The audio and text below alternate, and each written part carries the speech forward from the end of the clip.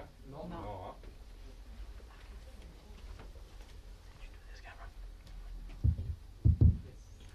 hein? Ah, un peu trop fort? Non. C'est bon, hein? Ok. Bonjour tout le monde. Bonjour William. Ça va bien? Et merci toi. Oui. Content de vous voir. Je vois des nouveaux visages, des invités. Content de vous voir. Bienvenue à ECS. Je suis content d'être ici. Est-ce qu'il y en a qui sont contents d'être ici aujourd'hui? Oui? Amen. J'ai pas eu le temps de saluer tout le monde, donc je vous demanderai, vous pouvez le faire à ma place, juste saluer la personne à votre droite, la personne à votre gauche, personne derrière vous. Souhaitez un bon sabbat à tout le monde. Quant à moi, je vous salue.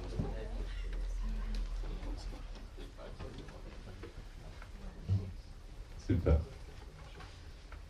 Donc, je suis vraiment content d'être ici parmi vous. Aujourd'hui, nous allons continuer notre série que nous faisons sur les 7 péchés capitaux. Aujourd'hui, nous allons parler, je vais le dire plus tard, ce que nous avons vu. Donc, jusqu'à date, nous en avons vu 5. Nous avons vu la gourmandise, l'envie, la luxure, la colère, la paresse. Et maintenant, nous sommes rendus à l'avarice. C'est ce que je vais vous présenter aujourd'hui. Donc, j'espère que vous allez aimer le message, mais honnêtement, je vais vous dire que je ne suis pas là juste pour vous divertir. Je suis vraiment là pour ouvrir la parole de Dieu et que cette parole qui est vivante puisse transformer nos cœurs. Donc, dans nos prochaines diapositives, il y aura des images que je vais beaucoup parler avec des textes, d'autres que je vais parler avec des images seulement. Donc, sans plus tarder, je vous invite à vous rejoindre avec moi en prière.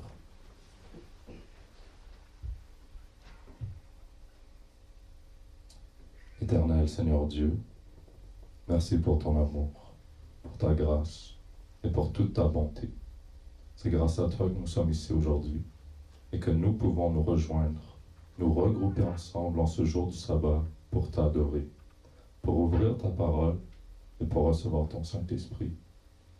Je t'en prie, Seigneur, je te prie pour que tu puisses me diriger, que je reconnais ma faiblesse et qu'en toi, Seigneur, je peux donner ce message, Seigneur, et uniquement toi qui peux agir dans les cœurs.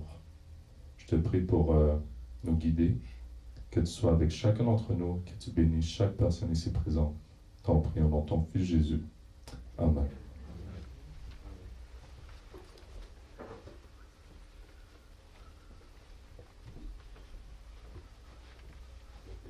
Le péché de l'avarice, c'est ce que nous allons parler aujourd'hui. Est-ce que tout le monde sait qu'est-ce que ça veut dire avarice? Oui? Rappelle-nous. Je vais vous le dire. On va le dire. Maintenant, c'est quand même comment on va présenter, c'est que je vais aussi vous faire interagir. Je vais vous dire parfois de lire des versets. Vous avez aussi le droit de dire des questions durant que je présente. Ça va être un peu interactif. Donc, le péché de l'avarice. Que voyez-vous ici? Le sang. Que voyez-vous? Voyez le temple? Pour ceux qui étaient là à mon sermon de la précédente où j'ai fait la colère, je présente un peu la même introduction. On voit ici le temple. Ça, c'est de ce que nous voyons. On voit, c'est le temple de Jérusalem. Et voilà comment Dieu nous voit. Que nous sommes le temple du Saint-Esprit. C'est ce qui est écrit ici dans 1 Corinthiens 6, verset 19. Ne savez-vous pas que vous êtes le temple du Saint-Esprit et que Dieu habite en vous? Donc, pour dire que le temple de Dieu, ce n'est pas un temple physique, mais c'est vous. Et donc, tout dépend sur quel esprit vous faites entrer en vous. Et donc, c'est pour ça qu'on parle de péché. Quand on va parler de péché, on va parler de la transgression de la loi sur, en quelque sorte, quel esprit est en vous. Et donc, nous sommes tous réceptifs d'un esprit, que ce soit le bon ou le mauvais. Est-ce que quelqu'un peut m'ouvrir la Bible et me lire 1 Timothée, chapitre 6, verset 10? Verset 9 à 11. 1 Timothée, chapitre 6, verset 9 à 11.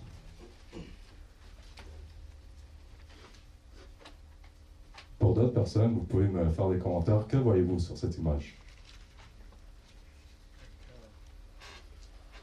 Un cœur. Un cœur. OK. Que vous voyez?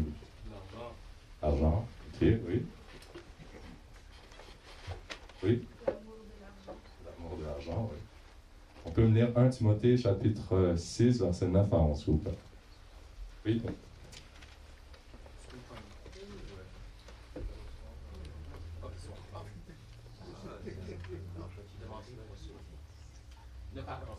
Oui, oui, 9 à 11. 1 Timothée 6. Mais ceux qui veulent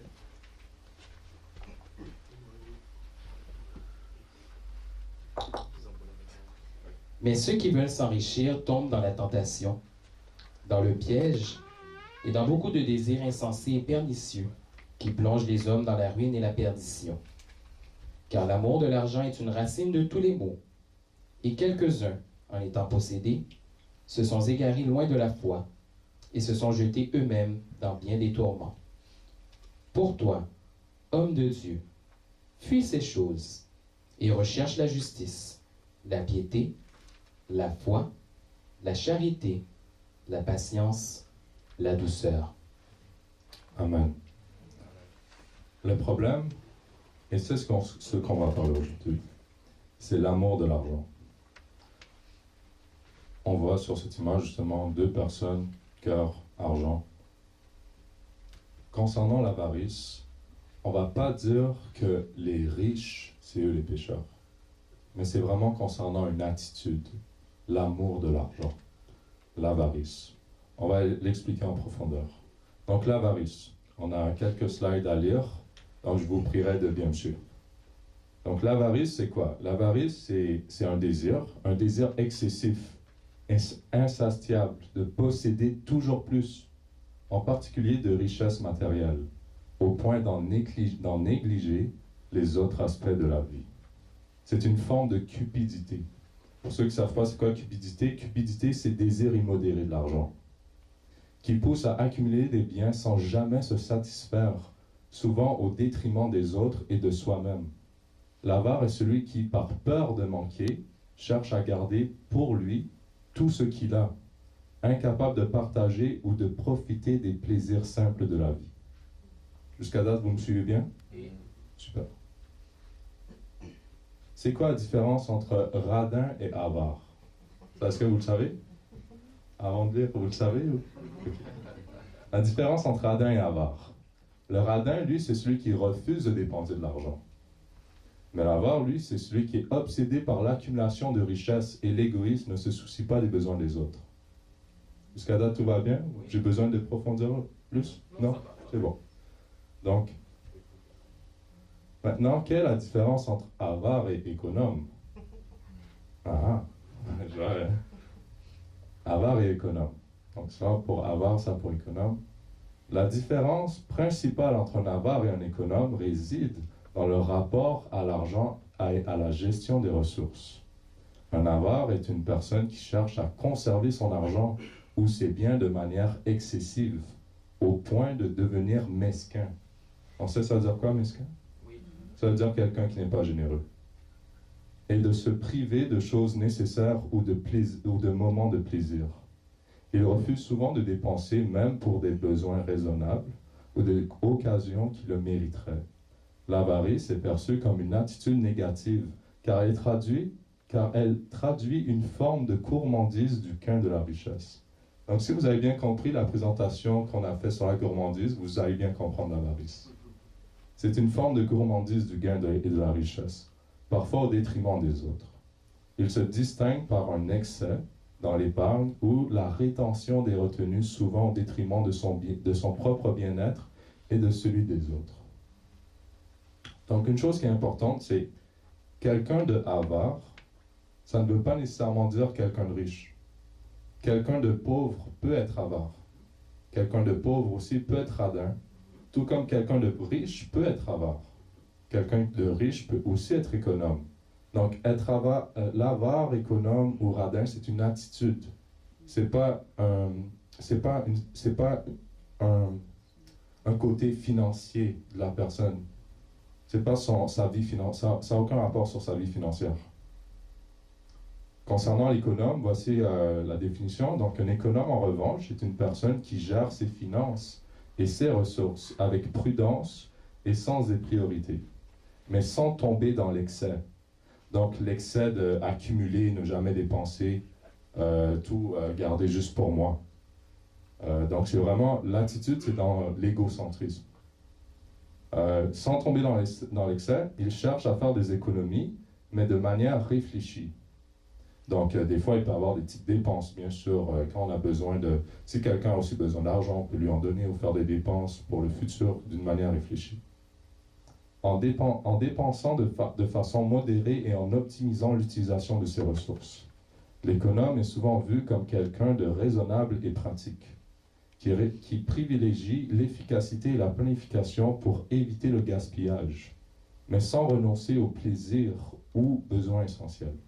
Donc ça, c'est très important. On a vu que celui qui est avare, lui, il refuse tout plaisir. C'est d'une manière excessive. Mais celui qui est économe, lui, il ne renonce pas totalement. Sans renoncer au plaisir, aux besoins essentiels. Contrairement à l'avare, l'économe agit dans une logique de gestion raisonnée, pas dans une quête obsessionnelle de la richesse. Et ça, c'est très important.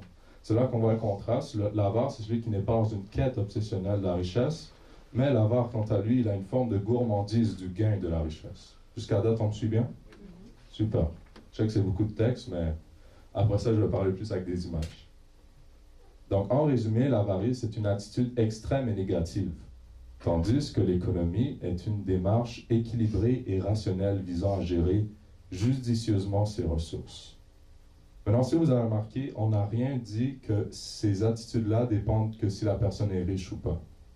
Comme on l'a dit, quelqu'un de pauvre peut être avare avec le peu qu'il a et toujours en vouloir en accumuler plus. De même pour que quelqu'un de pauvre peut être radin puis jamais vouloir se dépenser ou quoi que ce soit. Maintenant, question. Ok, est-ce que vous avez des questions? Tout va bien? Jusqu'à date? Ok. Moi, j'ai une question. Qui est la personne la plus riche qui n'a jamais existé? Et après ça, si vous dites un certain nom, moi je vais dire qui est cette personne. Est-ce qu'il y a cette personne qui est dans la Bible? Plus riche qui n'a jamais existé, c'est qui? Selon vous? Salomon. Salomon. Salomon, ok. D'autres personnes? Oh, Jésus, ça compte pas. Ok. Hein? Samoussa. Qui ça? Samoussa. Samoussa? Je connais pas. Mais peut-être. Ou sinon un roi d'Afrique, me semble, j'ai déjà entendu qu'il y avait un roi d'Afrique qui avait toute l'Afrique. Ok. Ok. Mais moi, je connais quelqu'un encore plus riche. Mais que c'était un humain. Ah, pas Jésus. Jésus, il a des richesses éternelles. Vous savez pas? C'est dans la Bible aussi. Non, il était plus riche que Job. Ça vous dit rien? Non plus. Dernier. Abraham, non. C'était Adam. Adam. Et là, c'est dans le verset. C'est dans le verset juste là. Est-ce que vous pouvez le voir? Oui. C'est où qu'on voit que c'est qui est riche? C'est juste là. Assujettissé. Ça veut dire tout Adam, il avait la planète Terre à lui tout seul. Ah, bien sûr, avant de commencer à procréer. Mais quand on assujettit la Terre, il avait tous les matériaux. Il avait tout le territoire. Tout était à lui. Si on devait prendre quelqu'un qui estime, un estimateur, puis il calcule toutes les richesses d'Adam, il a tout. Il a toutes les plantes, tout le jardin, l'Éden. Il n'y a jamais eu plus riche que lui. On est d'accord? Ça dit, Dieu créa l'homme à son image, le créa à l'image de Dieu, il créa l'homme et la femme. Dieu est béni, soyez féconds, multipliez, remplissez la terre et l'assujettissez. Assujettissez en hébreu kabash, ça veut dire dominer sur la terre, même en quelque sorte comme l'amener en servitude. Ça veut dire, Dieu a donné à l'homme le privilège d'exploiter la terre. Et il pouvait l'exploiter comme il la voulait. Donc, c'est là qu'on peut se dire, Pourquoi j'ai amené ça? Est-ce que c'est un péché d'avoir ces richesses matérielles? Non, parce que c'est Dieu qui l'a déjà réservé à l'homme quand il l'a créé. Il a donné tout le droit de exploiter la terre, de faire, de tout cultiver fruits qu'il voulait, territoire, maison, bâtiment ou pièces, peu importe. Il a eu le droit d'avoir cette domination. Et donc c'est ce point-là que je voulais amener qui était important. C'est que Dieu n'a jamais eu comme plan, comme rester toujours comme bas ou toujours pauvre. Mais ça, c'était avant le péché. Mais on sait que dans l'histoire, ce qui est arrivé, c'est que le péché est apparu. Et quand le péché est apparu, Adam et Ève, qui ont été les personnes les plus riches jamais existées, sont devenus maintenant les plus pauvres jamais existées. Ils ont perdu toute leur richesse. Ils ont perdu leur domination. Maintenant, ils n'avaient même plus de domination, même envers les animaux. Ils étaient maintenant rendus faibles, et maintenant, c'est la chair qui a pris en quelque sorte le dessus. Et ils ont donné leur autorité au diable. Donc, ils se sont fait expulser du ciel. Et est-ce que je mets cette personne-là, mais sûrement vous vous dites, c'est qui lui? Mais un peu plus tard, dans le péché, c'est là que l'attitude du péché vient. Et cette personne-là, peut-être vous ne le reconnaissez pas, mais c'est Nimrod. Nimrod qui était fils de Cham, petit-fils de Noé. Et donc Nimrod, c'est une première personne riche qu'on voit dans la Bible. C'est comme quoi c'est une personne qui était un genre de roi, quelqu'un qui domine à travers les nations. Et cette personne-là porte son nom qui veut dire rebelle. Donc qu'est-ce qu'il a fait en utilisant ses richesses, en utilisant tout le pouvoir qu'il avait? Il en est fait pour faire une rébellion contre Dieu. On voit son nom dans chapitre 10 de Genèse, chapitre 11, la tour de Babel. Et c'est lui qui régnait à Babel. Et donc, il a pu amener même ce peuple dans l'influence de se rebeller contre Dieu. Donc, on voit là qu'on voit une première personne riche qui prend ses richesses, mais qui se considérait comme un Dieu. Et donc, qu'est-ce que les richesses ont apporté pour lui? J'ai plus de puissance, je ressemble plus à Dieu, je n'ai pas besoin de Dieu. Ça, c'est comment les richesses ont pu l'aveugler. Maintenant, le chapitre suivant, on voit une autre personne riche. Et cette personne, selon vous, c'est qui? Non. Chapitre suivant. Suis pas toi. On voit cette image, selon vous, c'est qui? Abraham. Abraham. C'est Abraham. Maintenant, vous savez qu'Abraham est allé en Égypte.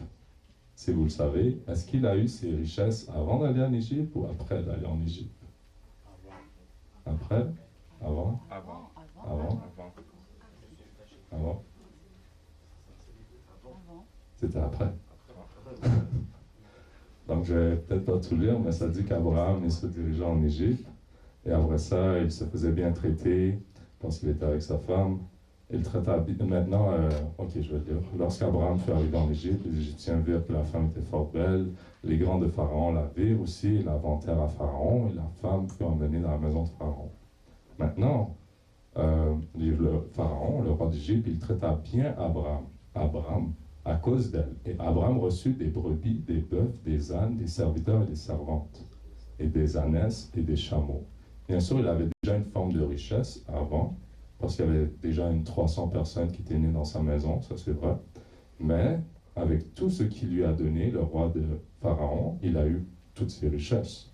On voit que ça c'est dans chapitre 12, verset 14, il lui donne toutes ses brebis, bœufs, ânes, serviteurs, et après ça, parce que vous pouvez le lire plus tard, mais plus tard il se fait renvoyer, parce que Dieu commençait à punir le peuple d'Égypte.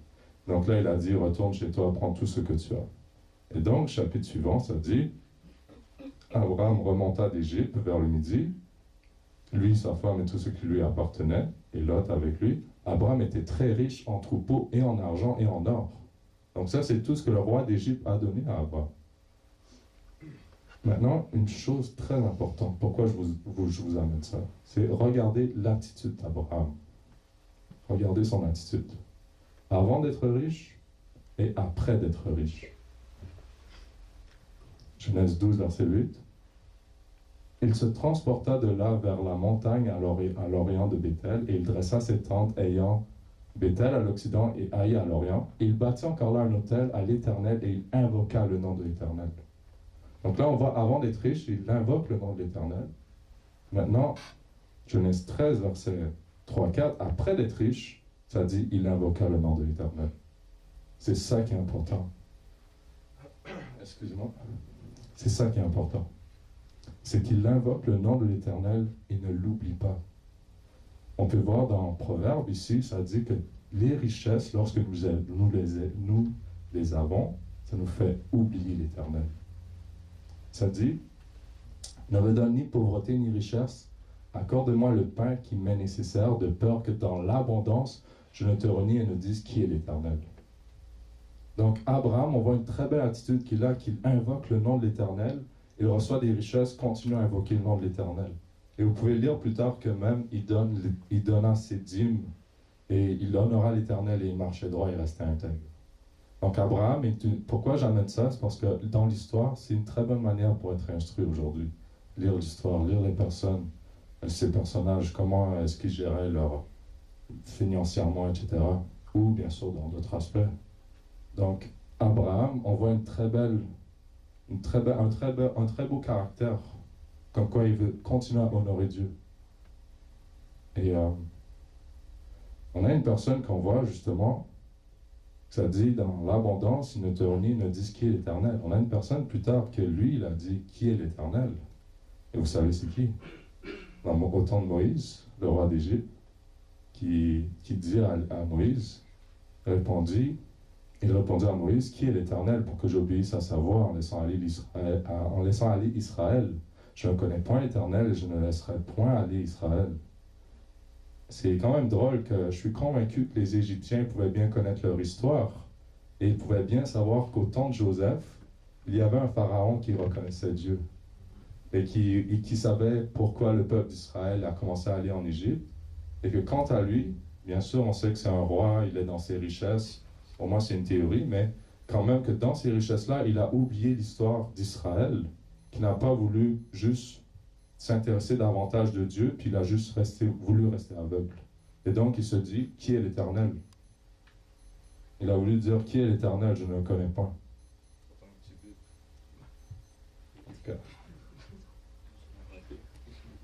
Donc on voit cette personne-là, puis bien sûr vous pouvez lire ce qui se passe dans sa vie dans l'Exode. Et donc on va passer sur des prochaines personnes au courant de la Bible. Maintenant vous savez c'est qui? Non? Là c'est Job. Donc ok, c'est pas évident aussi, c'est juste des images là, mais maintenant on voit des prochaines personnes dans la Bible ils avaient de richesses avec eux. Donc on a l'histoire de Job, qui était très riche en troupeaux, mais que plus tard, il a tout perdu. Il a tout perdu dans ses richesses, mais il a continué à être fidèle envers Dieu. On a aussi... Ça ne marche plus. Okay. On a aussi le roi David, qu'on sait qu'il était humble au début, il a continué il était humble, puis après avoir eu ses richesses, il a continué à être intègre envers Dieu. On a aussi Salomon, qui on reconnaît qu'il était très sage et qu'il avait de grandes richesses, mais que plus tard dans sa vie, pour moi cette image m'a beaucoup parlé, que Salomon, avec tout ce qu'il avait, toute la convoitise, le péché qui est apparu dans sa vie, il a comme perdu cet esprit de vie qui était en lui. Ça veut dire, même si tu as toutes ces richesses, même si tu as tout cet or, toute cette puissance, mais si tu perds Dieu, tu perds tout le sens. Tu perds toute cette vraie richesse. Maintenant, on voit que plus tard aussi, il y a uniquement 8 bons rois. Bien sûr, on reconnaît que chaque roi a des richesses, mais il y en a uniquement 8 qui se fait dire qu'ils sont bons et 31 qui se fait dire qu'ils sont mauvais. Donc, je ne pense pas que c'est un très bon argument de dire ouais, ben, moi, je peux être riche parce qu'il y a eu des bons rois. Il y a eu des rois dans la Bible et je peux être comme Salomon et tout, mais on reconnaît que Salomon a aussi chuté. Et qu'il y a 31 rois que par la liberté qui leur a été donnée, leur domination, ils n'ont pas fait ce qui plaisait à l'Éternel. Maintenant, quand on est riche, c'est important qu'on reconnaisse que ce n'est pas quelqu'un qui est riche qui est nécessairement une personne mauvaise, méchante. Ça dit que c'est Dieu qui a créé le riche et le pauvre se rencontrent, c'est l'Éternel qui a fait l'un et l'autre. Et ça dit aussi que dans Job, il ne distingue pas le riche et le pauvre parce que tous sont l'ouvrage de ses mains. Donc encore là, ce n'est pas financièrement cette attitude financière, c'est pas juste juste une différence sociale financière. C'est vraiment l'attitude. Une personne pauvre peut être un pécheur, comme une personne riche peut être pécheur. Donc on voit dans le Proverbe, ça dit que le problème c'est la cupidité, c'est l'amour de l'argent. Et donc ça dit, ainsi arrive-t-il à tout homme avide de gain. Donc ils ont soif d'avoir de l'accumulation, avoir du gain. La cupidité cause la perte de ceux qui s'y livrent. Et ça dit plus tard, dans le Proverbe, que le contraste, mais celui qui est ennemi de la cupidité prolonge ses jours. Ses jours se prolongent. Donc on voit aussi dans Éphésiens que la cupidité, c'est aussi une forme d'idolâtrie. C'est une forme d'idolâtrie, on sert quelqu'un d'autre. Et ça dit que toute personne cupide, impudique, etc., n'a point d'héritage dans le royaume de Christ et de Dieu. Bon, j'espère que jusqu'à date, tout est clair. Donc, il y a des passages que je voulais vous montrer, des passages de Jésus, ce qu'il dit concernant l'argent. Il dit comme vous ne pouvez pas servir Dieu et mammon. Et que mammon, en grec, mammonas, qui veut dire richesse. Donc, bien sûr, la richesse, c'est un outil. Mais on ne peut pas le considérer comme Dieu. Ou le mettre plus important que Dieu, sinon c'est encore là, on comprend que c'est une forme d'idolâtrie. Donc ça veut dire, quel est le sens de votre vie? Est-ce que votre vie, le sens, c'est je me réveille à chaque matin dans le but de me faire de l'argent, et c'est tout? Alors le rêve dans ma vie, c'est être riche, ou plutôt il y a quelque chose de plus? Qu'on peut comprendre que si c'est ça, juste le sens de la vie, il y a vraiment un grand vide. Il va y avoir un vide dans notre cœur. Jésus continue en disant, lorsqu'il a parlé à un jeune homme riche, il a dit que c'est difficile pour les riches de rentrer au royaume des cieux. Donc là, les apôtres ont dit comme question, qui peut être sauvé? Et je pense que le salut, c'est très important de comprendre que c'est impossible aux hommes. On ne peut pas être sauvé pour tout le monde par soi-même. On ne peut pas gagner le ciel, on ne peut pas l'acheter.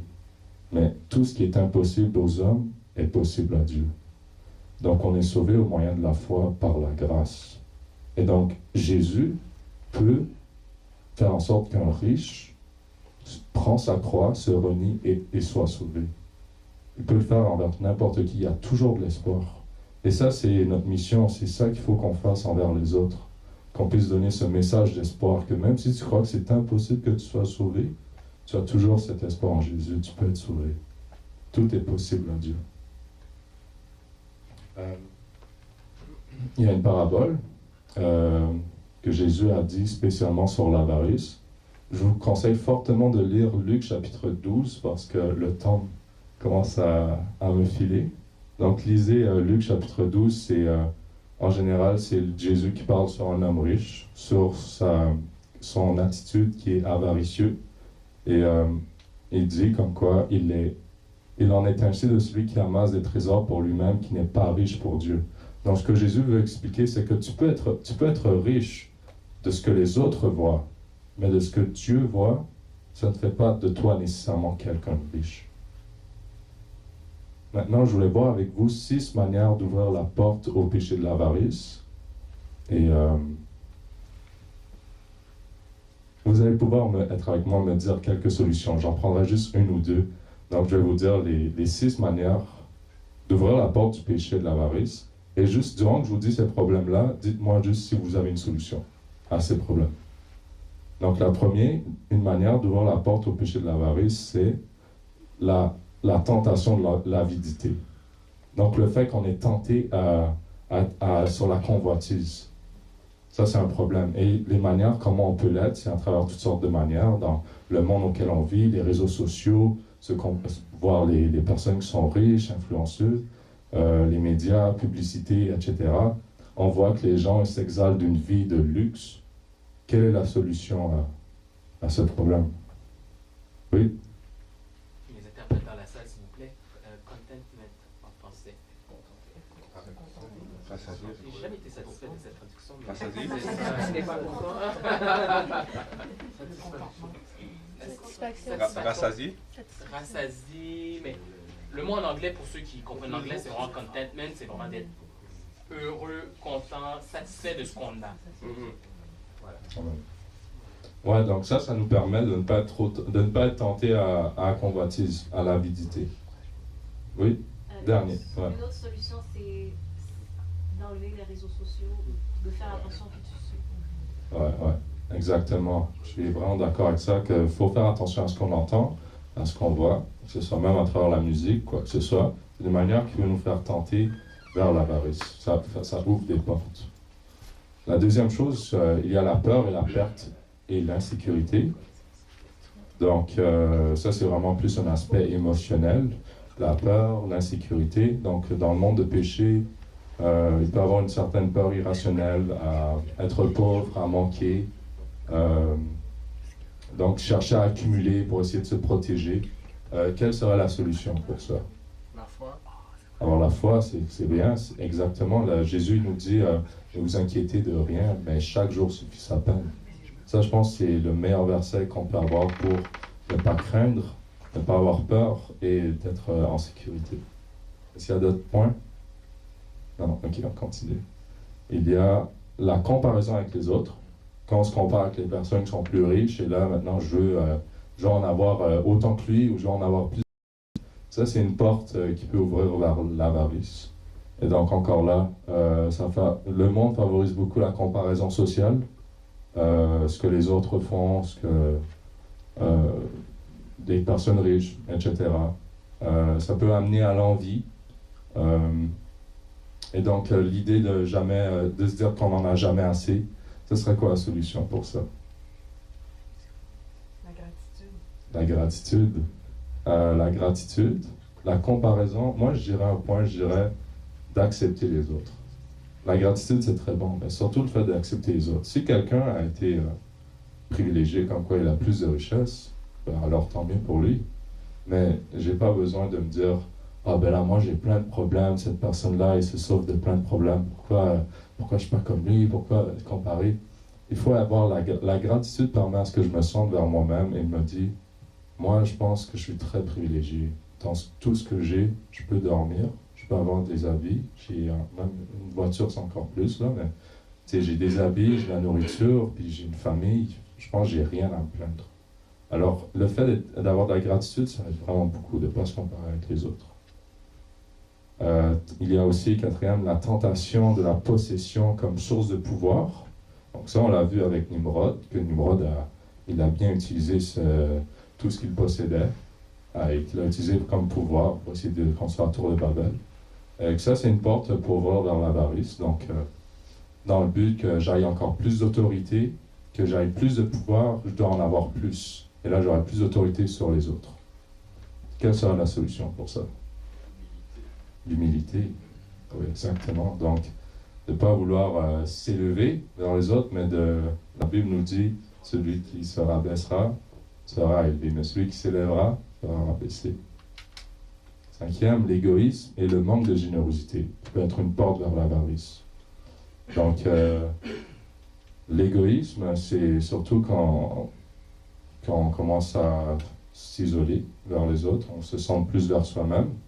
Et donc, quand on essaye à plus répondre à nos besoins, mais pas à ceux des autres, c'est une manière que ça peut nous ouvrir à juste penser pour soi-même. On a vu que l'avarice, c'est une attitude excessive, accumulée juste pour soi-même. Et donc, pas de plaisir, je passe pas du temps avec mes amis, pas avec les autres. Dans le sens, je vais pas financièrement, là, je suis ami avec personne. Tu vois, ça, c'est une attitude avaricieuse. Donc, ça serait quoi la solution pour l'égoïsme, le manque de générosité? Celui-là, je pense qu'il flash dans la Bible. Conscient de notre mission. Oui.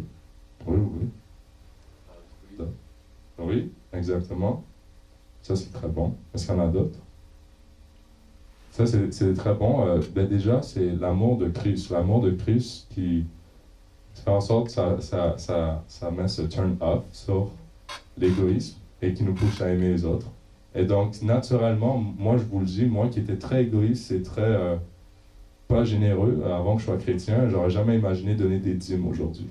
Alors, pour dire que grâce à Dieu, Dieu te fait ouvrir cet amour et donc il te fait maintenant plus penser aux autres qu'à toi-même. Mais moi, je vous dis, j'aurais jamais imaginé de l'argent un jour. Mais avant, j'étais comme dans l'argent juste à moi, puis c'est tout, là. Mais je vous dis, la solution pour ça, c'est on le voit vraiment en Christ.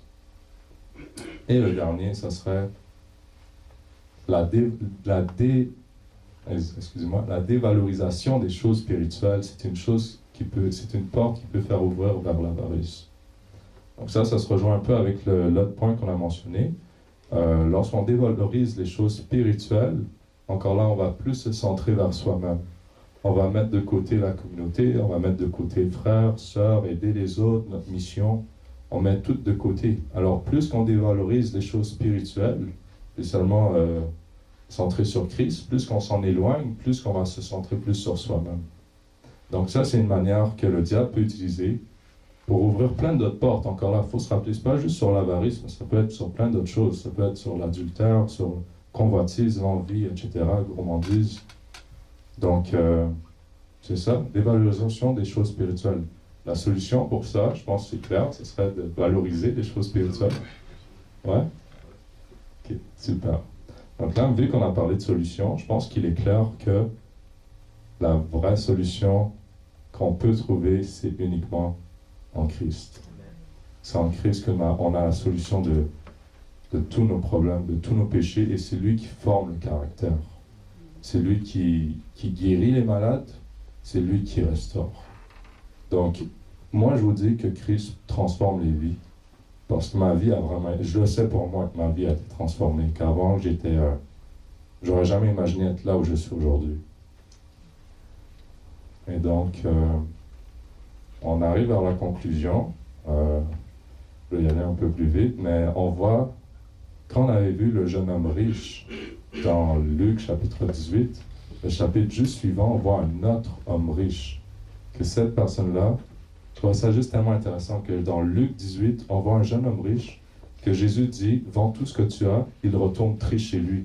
Maintenant, chapitre suivant, on voit un autre homme riche qui se présente vers Jésus, qui est Zachée, et que cette personne-là donne la moitié de ses biens, et qu'on dit que c'est un homme riche, c'est un homme pécheur. Et qu'après ça, on voit que Zachée dit, voici, Seigneur, je donne au pauvre la moitié de mes biens. Et si j'ai fait tort à quelque chose, à quelqu'un, je lui rends le quadruple. Et Jésus lui dit, le salut est entré aujourd'hui dans cette maison parce que celui-ci est aussi un fils d'Abraham, car le Fils de l'homme est venu chercher et sauver ceux qui étaient perdus. Donc on voit que cette personne riche a été justifiée en reconnaissant Jésus-Christ et qu'il a pu accepter le Seigneur. Donc il y a de l'espoir pour les riches. La solution qu'on peut voir, c'est que dans Paul qui nous dit celui qui sème peu, moissonne peu, et donc que chacun donne comme il a résolu dans son cœur, sans tristesse ni contrainte, car Dieu aime celui qui donne avec joie. Donc plus qu'on donne, plus qu'on va avoir du plaisir à donner. Donc on ne va pas juste vouloir tout accumuler juste pour soi-même. Ça, je pense, c'est une très bonne solution pour se protéger contre l'avarice. Il faut donner avec joie. Et donc, je pense que le plus important, c'est de prendre sa croix et de suivre Jésus chaque jour. Je voulais vous parler de ça, mais honnêtement, si vous voulez en savoir plus, vous pouvez m'en parler plus tard. Je voulais vous parler de ça aujourd'hui pour vous dire que dans la dernière église, Jésus dit qu'il y a des personnes qui se croient riches, mais qui ne le sont pas. Et qui dit que tu dis que tu es riche, tu t'es enrichi, tu n'as besoin de rien, mais tu ne sais pas que tu es malheureux, pauvre, aveugle et nu. Et que Jésus nous donne cette vraie richesse. Il nous dit, je te conseille d'acheter de moi de l'or, éprouvé par le feu, des vêtements blancs et du collier. Et il veut nous reprendre, nous châtier parce qu'il nous aime. Et tout ce qui est en bleu, vous pouvez le lire dans l'Apocalypse 3, c'est la promesse qu'il nous fait. Donc je ne crois vraiment que cette vraie richesse que nous avons se dit dans ce proverbe en résumé, le fruit de l'humilité, de la crainte de l'Éternel, c'est la richesse, la gloire et la vie. Et donc, Jésus vous appelle aujourd'hui. Il vous appelle être riche par la foi. Et je pense que tout le monde veut être riche ici, riche spirituellement. Donc, si vous voulez accepter cet appel, je vous demanderai juste à lever votre main. Si vous voulez accepter cet appel, comme quoi vous avez besoin du Seigneur Jésus-Christ et que vous voulez recevoir cette vraie richesse spirituelle. Donc, je vous invite à vous rejoindre avec moi en prière. Éternel Seigneur Dieu, merci pour cette richesse que tu nous donnes en Jésus. Merci pour le pardon de nos péchés et de nous guider, de nous diriger vers la vie, le chemin, la vérité, qui est ton Fils Jésus. Merci pour tout, Seigneur. Je te prie pour que, alors que tu m'as permis de semer aujourd'hui, que tu puisses fleurir dans chaque cœur et que nous puissions toujours t'adorer, t'aimer de tout notre cœur, de toute notre force, de toute notre âme et d'aimer notre prochain comme soi-même. Et que ça nous permette, Seigneur, à ce que nous ne brisions point ta loi, mais que nous te craignions chaque jour et que nous marchions vers toi. Donne-nous cette espérance, Seigneur, à continuer à te suivre, à persévérer jusqu'à la fin, et que ton nom, Seigneur, soit magnifié, qu'on puisse te voir un jour face à face, t'aimer et te servir, et ce pour l'éternité. T'en prie au nom de ton Fils Jésus. Amen.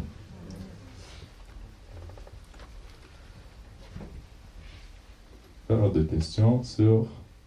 Je sais que je suis allé un peu plus loin, mais... La première question qu'on avait en ligne avant de prendre les questions ici, il y avait une question, c'est si je m'achète des choses qui sont chères parce que j'ai de l'argent, exemple une Ferrari, est-ce que c'est de l'avarice, considérant que j'aurais pu mieux utiliser l'argent pour aider d'autres personnes? La réponse peut être oui. Si, admettons, j'ai fait exprès d'accumuler juste pour moi, c'est une forme d'accumulation excessive. Je pense que il n'y a personne d'ici avec l'argent qu'on peut s'acheter une Ferrari comme du jour au lendemain. Je pense que ça prend une grande accumulation pendant plusieurs années pour que nous, dans la situation dans laquelle nous sommes, nous achetions une Ferrari. Je pense que c'est une très grande avarice. Maintenant, quelqu'un, je veux dire qu'il a reçu de l'argent comme ça. Même si c'était le cas, je pense qu'il y a des voitures qui sont juste trop chères pour de rien. Moi, je dirais juste ça. Je pense qu'il y a des voitures qu'on peut acheter qui font aussi bien l'affaire, qui peuvent être aussi belles et que tu n'as pas besoin de les acheter trop cher pour de rien. Je pense que tu peux plus utiliser cet argent pour aider les autres que pour toi-même. Tu vois, ça serait mon point. Parce que mon point, c'est surtout, il ne faut pas aller dans la convoitise. Parce qu'on voit qu'il y a des gens qui peuvent avoir une Ferrari. Si les gens veulent vraiment conduire une Ferrari, vous pouvez juste en louer une. Louez-en une pour une journée, une semaine. Non. Louez-en une pour une journée, une semaine. Vous l'avez eu, votre Ferrari, maintenant, laissez-la de côté après. Parce que l'important, c'est vraiment l'aspect du cœur. Faut pas... Je pense que la Bible est claire quand elle dit qu'il ne faut pas s'attacher à ce monde, il ne faut pas s'attacher aux choses de ce monde et que ce n'est pas ici que sont nos vraies richesses. Je pense que les matériels, on peut avoir une certaine forme de plaisir, comme on l'a vu, mais pas nécessairement comme un plaisir qu'on met Dieu de côté ou ça, c'est une autre chose. Ouais. Je pense que ça reste aussi un petit côté personnel. Tu sais, ça, c'est ta vision aussi de « Ah, c'est une Ferrari ». Le gars, il a travaillé toute sa vie, il a fait de son argent, il a acheté une Ferrari. Si lui, il fait ce qu'il souhaite faire aussi, c'est son problème. Tu comprends? C'est pas une question d'avarice. L'avarice, c'est vraiment « Je veux accumuler des biens ». Juste pour accumuler des biens. C'est dans ce sens-là que je le dis. Mais moi, je vois que c'est plus une forme de jugement de ce que la personne, elle fait. Imaginez quelqu'un qui est assis dans cette pièce-là, qui a une Ferrari. Comment elle va se sentir? Est-ce que tu comprends? Vas-tu lui dire qu'il est avare? Je vais dire ça. Vas-tu lui dire qu'il est avare ou le gars, il a gagné sa vie, il a acheté sa Ferrari? Est-ce que ça l'empêche d'être un bon chrétien ou d'être un mauvais chrétien? Je dis pas ça. C'est ça ma question. Je dis pas ça. Je dis juste que, un exemple, si tu vas au club, tu risques d'être tenté à la convoitise. Je parle de Ferrari. Là, je parle juste dans notre aspect. Je pense que si on s'en va dans des buffets, chaque jour, on risque d'être tenté vers la gourmandise. Je pense que si on se tente trop vers un excès, on risque d'être tenté vers l'avarice. Je dis pas que chaque personne qui a une Ferrari sont avaricieux. Pas ça du tout. Mais je dis juste que quel est l'objectif, les motivations de ton cœur? Est-ce que tu travailles dans le but de juste avoir une Ferrari? Là, c'est un problème. Non, on le sait, mais tout dépend du cœur. Si quelqu'un peut se le permettre, c'est différent. Mais si c'est juste pour ça, je vois un problème. Et je pense que Dieu peut toujours trouver une manière de guérir. Quoi que ce soit, je dis qu'il y a toujours une manière de restaurer la personne. Mais il faut se rappeler qu'il a dit au jeune homme riche, vends tout ce que tu as. Parce qu'il a travaillé toute sa vie. Donc, il ne faut pas s'attacher à nos richesses. C'est ça mon point. Je suis d'accord. Là, je préfère aller dans ce point-là. Attache-toi pas. Et d'ailleurs, pour sa défense, il avait dit, je pense qu'il y a des voitures plus économes que celle-ci, etc. You know? Fait qu'on peut débattre de ça après. Maintenant, ma question, c'est,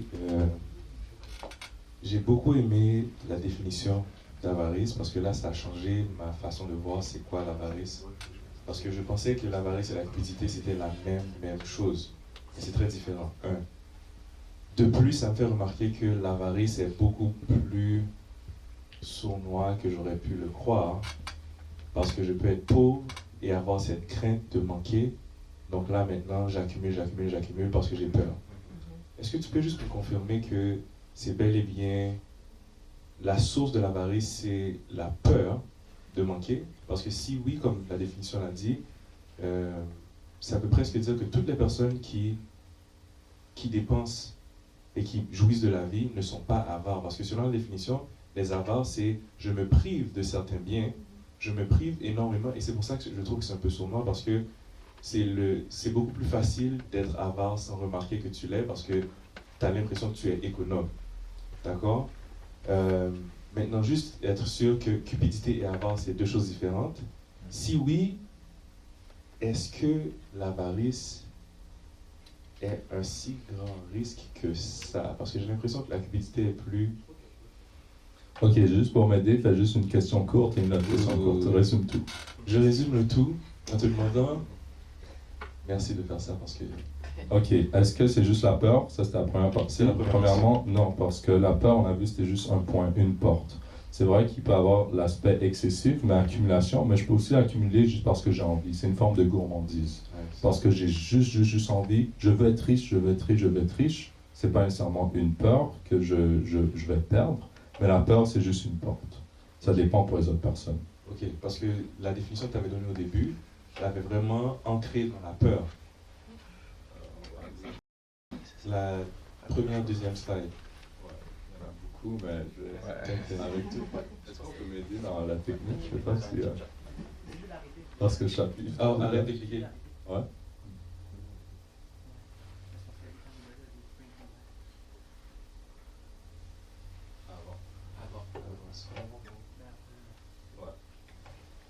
Même avant ça. Ça, c'est avare. L'autre, c'était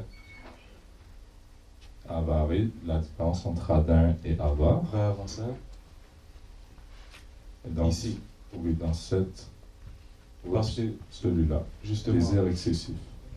Désir excessif, insatiable de posséder toujours plus, en particulier des richesses matérielles. Au point d'en négliger les autres aspects de la vie.